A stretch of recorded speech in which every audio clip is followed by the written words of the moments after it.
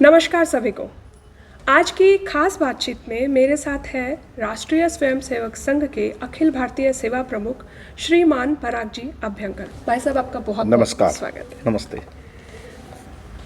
भाई साहब, राष्ट्रीय स्वयंसेवक संघ देश भर में अनेक सेवा कार्य कर रहा है।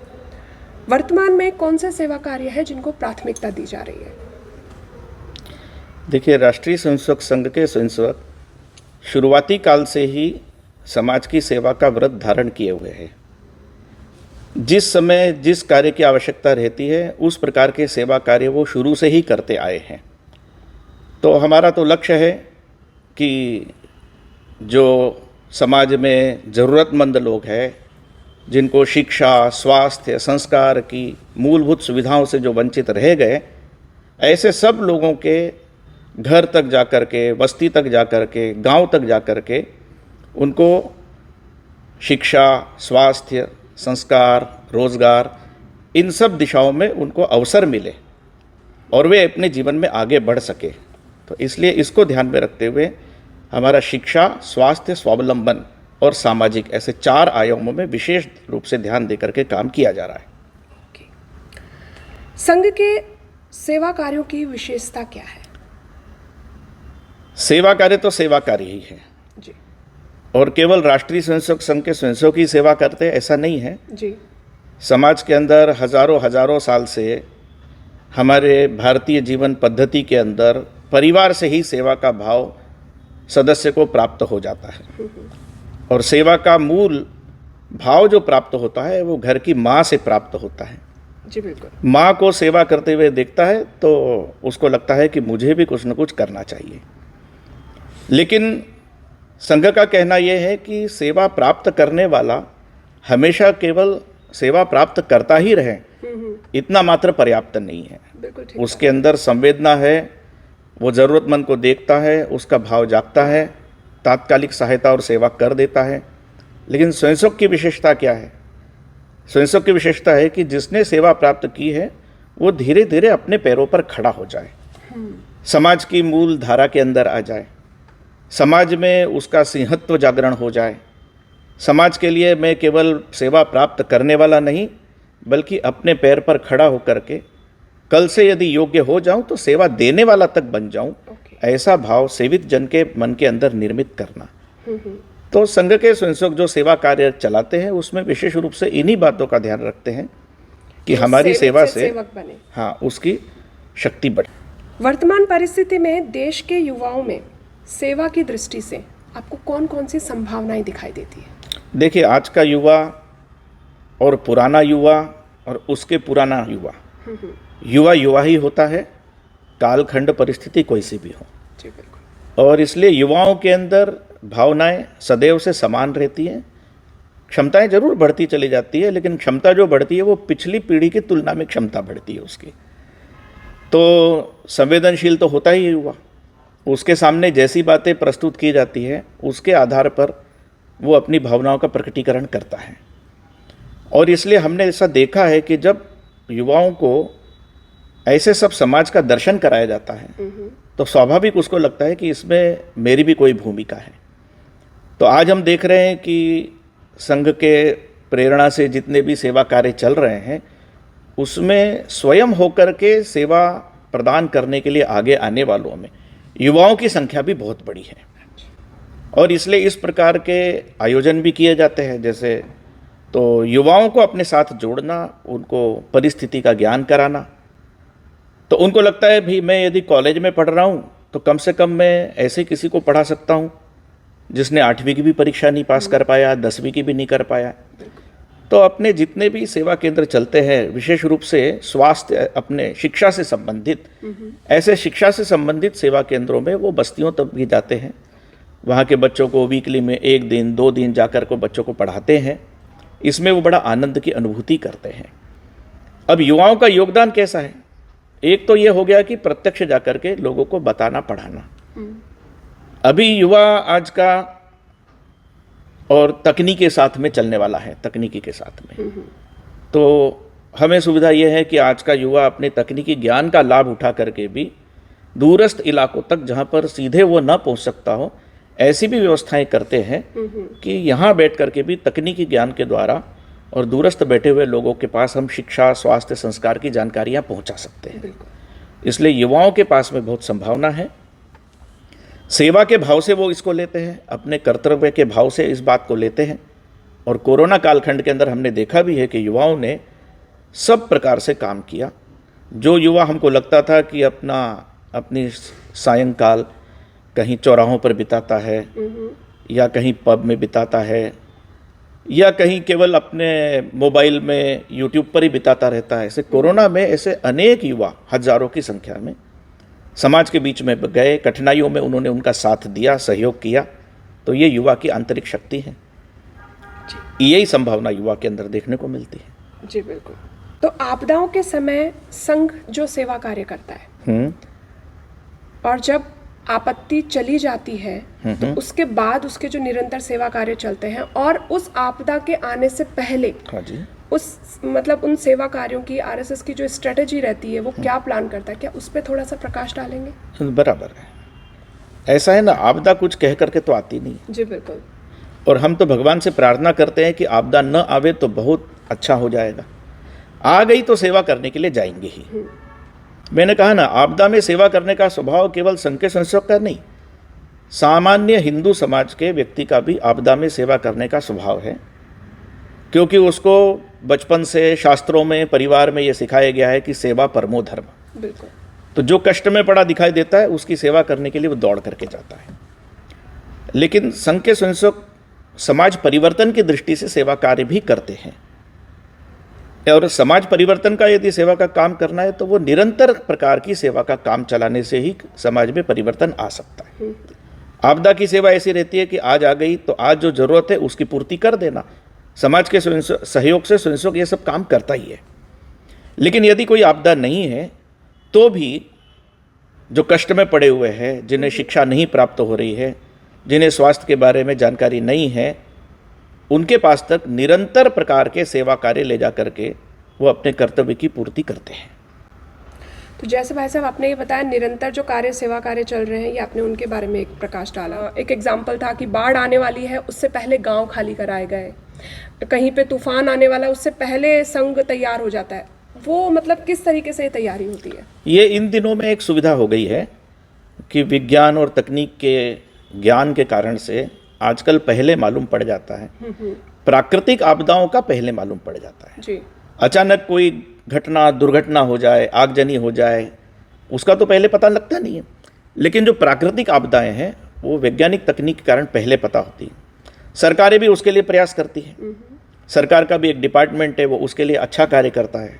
तो ऐसे इलाकों में जहाँ इस प्रकार की प्राकृतिक आपदाएं अक्सर आती हैं, वहाँ के स्वयंसेवकों को इस बात के लिए तैयार भी किया जाता है कि जब इस प्रकार की सूचनाएं आती है तो तुरंत सरकार के साथ में मिल करके काम करना। कोई सी भी सरकार हो, लेकिन जनहित में यदि आपदा के पूर्व लोगों को उस स्थान से हटाने की बात है, उनके लिए पूर्व से कुछ भोजन वगैरह तैयार करके रखने की बात है, उनके सुरक्षा से संबंधित कोई बात है, उनके यातायात से संबंधित कोई बात है, तो उन सब में संघ के स्वयंसेवक समाज के साथ में मिल करके, सरकार की योजना के साथ मिल करके, सिस्टम के साथ में मिल करके।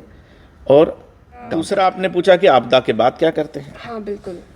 तो कैसी आपदा है उसके आधार पर निर्भर करता है ना। बहुत बड़ा नुकसान करके गई है, सब कुछ डिसमेंटल हो गया है, लोगों की खेतियां नष्ट हो गई है, ऐसा हमने देखा तमिलनाडु के अंदर और उड़ीसा के अंदर और केरल के अंदर बड़े साइक्लोन आए और लोगों के नारियल के वृक्ष, सुपारी के वृक्ष, पूरी खेती उनकी नष्ट हो गई, मकान भी नष्ट हो गए।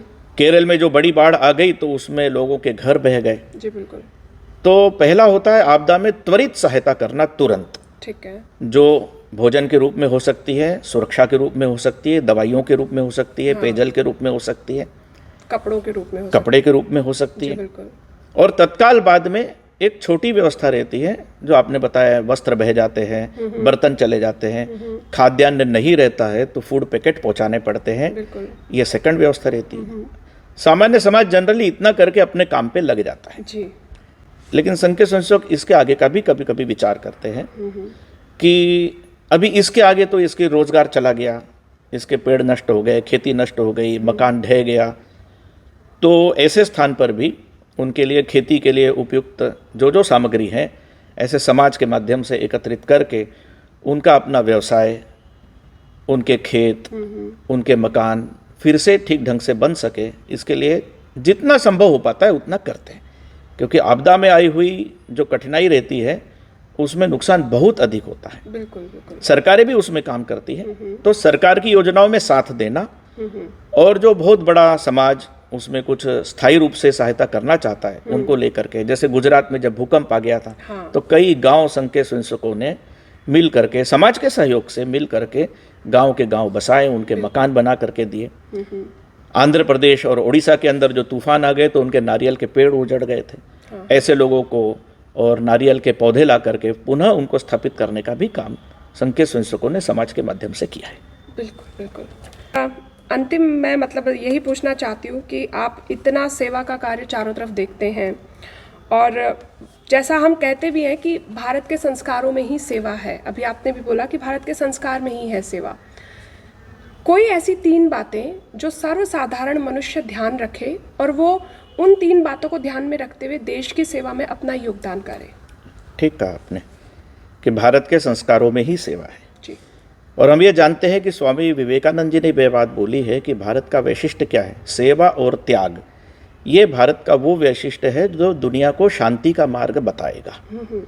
और विवेकानंद जी ने वही बात कही जो उनके पूर्वजों ने, हमारे पुरखों ने, ऋषियों ने, मुनियों ने साधनारत होने के बाद जिस बात की अनुभूति प्राप्त की कि सभी जगत में एक ही जीव तत्व है और हमने एक दूसरे का सहयोग करना चाहिए और सबके जीवन से हमारा जीवन है, वो चाहे मनुष्य का जीवन हो, चाहे जीव जंतुओं का जीवन हो, चाहे नदियों का जीवन हो, चाहे वृक्ष पौधों का जीवन हो, बल्कि पर्वतों का भी एक जीवन माना गया है और भारतीय संस्कृति में तो ग्रहों का भी जीवन माना गया। जी बिल्कुल। तो ऐसा एक छोटे से जीव से लगा कर से, पौधे से लगा करके ग्रहों तक का विचार करने वाला हिंदू संस्कार। तो सबका ख्याल रखना, सबका ध्यान रखना, ये उसके अंदर है, शास्त्रों के अंदर है। और इसलिए संस्कार तो है तो सेवा का काम तो करता है, पर दिखा कोई कष्ट में तो सेवा करता है। मेरे दरवाजे पर कोई आ गया तो मैं उसकी सहायता कर दूंगा, ये सामान्य हिंदू समाज का मानस है। कहाँ पर कष्ट में लोग पड़े हुए हैं वहां जाकर के ढूंढूं और सेवा करूं, यह सामान्य समाज का स्वभाव नहीं है। संघ के स्वयंसेवक ऐसा प्रयास करते हैं कि दूरस्थ इलाकों में जहां तक कोई पहुंच नहीं पाता है वहां जाकर के किसको सहायता की, सहयोग की, सेवा की आवश्यकता है वहां तक जाते हैं और वहां जाकर के उनकी सहायता करके उनको अपने पैर पर खड़ा करने का प्रयत्न करते हैं। तो संस्कार पहली बात है जी। त्याग उसमें बहुत आवश्यक है। हमारे यहाँ कहा गया है कि कितने भी आप ज्ञानी हो जाए, धनी हो जाए, मानी हो जाए, लेकिन जो सेवा है इससे वास्तव में अहंकार नष्ट होता है। सही। व्यक्ति के पास जो प्राप्त किया है ये मेरा अपना किसने है, ये तो भगवान ने दिया हुआ है। और किसके लिए दिया है? तो भगवान ने अपनी समस्त सृष्टि के लिए दिया हुआ है। तो अहंकार यदि नष्ट है तो फिर आप सृष्टि की चिंता कर सकते हैं। तो इसलिए सेवा से समर्पण, सेवा से त्याग, सेवा से ये आते हैं और सेवा से अहंकार का नाश भी होता है। बिल्कुल। और इसलिए हमारे यहाँ पर ये कहा गया कि नेकी कर और दरिया में डाल जी। तो सेवा करने के बाद ढिंडोरा पीटने का स्वभाव भारतीय समाज के अंदर नहीं है। और इसलिए आप जो सेवा करने वाले लोग हैं उनसे पूछेंगे कि आपने क्या क्या सेवा की तो बताने में बड़ा संकोच करते हैं। जी बिल्कुल। क्योंकि उनको ऐसा लगता ही नहीं कि मैंने सेवा की। सेवा करने वाला वास्तविक व्यक्ति ये कहता है मैंने अपने कर्तव्य की पूर्ति की है और मैं कितना कर्तव्य कर सकता हूँ, जितना भगवान ने मेरे को दिया है उससे ज़्यादा नहीं कर सकता। तो ये सेवा करने वाले के पास में एक ये भाव रहता है कि मैं कर्तव्य की पूर्ति कर रहा हूँ, किसी के ऊपर उपकार नहीं कर रहा हूँ। बिल्कुल ठीक बात है। तो आपने कभी तुलसीदास जी और रहीमदास जी का एक वो सुना होगा कि रहीमदास जी हमेशा जो है और दान देने के लिए प्रयत्न करते थे, प्रतिदिन दान देते थे। तो तुलसीदास जी ने कहा कि भाई आप जब दान देते हैं तो आपके हाथ ऊपर होते चले जाते हैं और नैन नीचे क्यों जाते हैं? ऐसा तुलसीदास जी ने रहीमदास जी को कहा। अच्छा। आज के ज़माने में तो जो दान देता है उसकी गर्दन ऊंची होती जाती है, लेकिन रहीमदास जी ने कहा कि जैसे जैसे आपके हाथ ऊपर होते हैं आपके नैन नीचे होते जाते हैं, ये क्या बात है?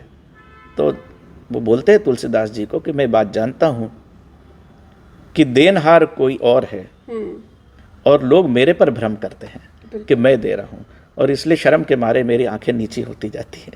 तो हमारे पूर्वजों ने ये जो एक संदेश दिया है कि सेवा करते समय विनम्रता होनी चाहिए, सेवा के समय उपकार का भाव नहीं, कर्तव्य का भाव होना चाहिए। और ये जो मैं सेवा कर पा रहा हूँ, ये मेरे पुरुषार्थ से नहीं, भगवान की कृपा से कर पा रहा हूँ, ये भाव जब अंदर रहता है तो ये सेवा हम निरंतर पूरे जीवन भर कर सकते हैं, ऐसा मुझे लगता है। सत्य। हाँ, मैंने कहा ना, हम कहाँ रहते हैं और हमारी क्या क्षमता है। ओके, ठीक है। एक बात तो हर कोई कहता है, पहला करता है हर काम। मेरे घर कोई आ गया, मेरे दुकान पर कोई आ गया, तो वो भूखा या निराश नहीं जाएगा, ये सामान्य बात है। जी बिल्कुल। दूसरा ये है कि आपदा आ जाती है तो हम सेवा करते ही हैं।